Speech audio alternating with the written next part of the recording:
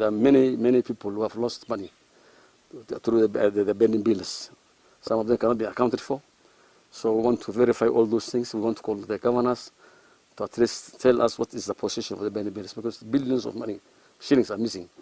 And wananchi, actually, those people who invested their own money in projects of for the counties and did the work have not been paid for the last 5 years. And it is in tune of millions. If you look at it, like only in Nairobi, it's 100 billion, not even million, billions actually.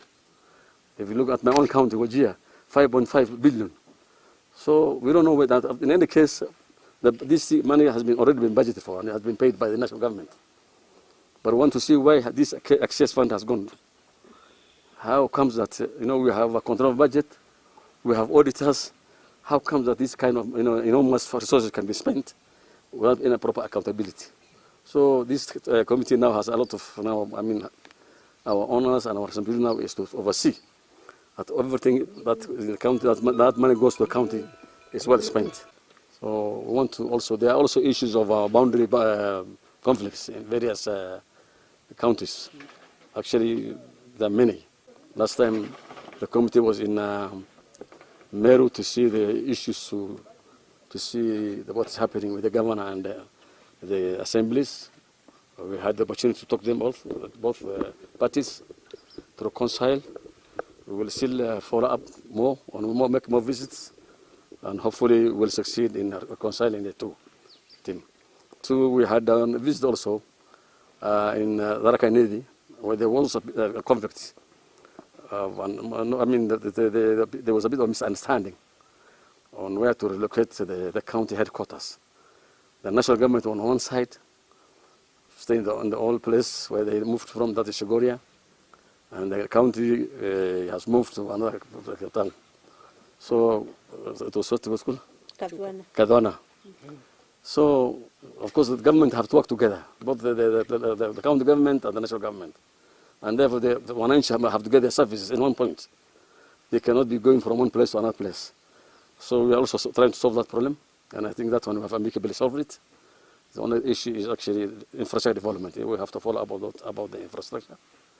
Actually, there are many. Then it's Kiambu, Kericho. Also, there's now Kisii is having also an issue. So we will all visit them and see how best we can be able to handle and solve that problem. Because what we want to do is actually, before this problem escalates further, we want to have an intervention so that at least when it's still able to be controlled, we'll be able to solve the problem. Therefore, it's actually one of our biggest programs that we need to do today. We are planning, as we plan ahead, that we want to visit all those counties where there is at least a bit of understanding between the executive and the assembly. And I think that one, the program is already developed, and we'll move forward, God willing. Meru followed the decision of the select committee of the Senate that had actually looked into the issue of the impeachment of the governor of Meru. When we went to Meru, we were trying to make a follow-up, basically to try and heal the two sides so that they can move. Our conversation with both the governor and the county assembly was that they are willing to work with each other. We were able to tell them the roles of either team and the importance of that cooperation and working together between the county assembly and the executive, and both were able to appreciate that. You may have noticed that in a few of the meetings, we've seen the governor in meetings in wards with some of those MCS. So we believe the issue is being resolved. The deputy president, while in Mombasa, also told us that he is planning a meeting, possibly today, with the teams in order to help the healing, and we believe it will happen. 10 years after devolution, we are in that stage where it has now been agreed that devolution is here to stay. You will recall that when we began in 2013, there was pull and push with a lot of territorialism, a lot of pull and push between national and county governments.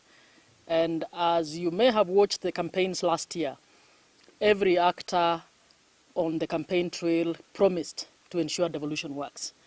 And we want to take advantage of that as a committee and work with all stakeholders to ensure that devolution works.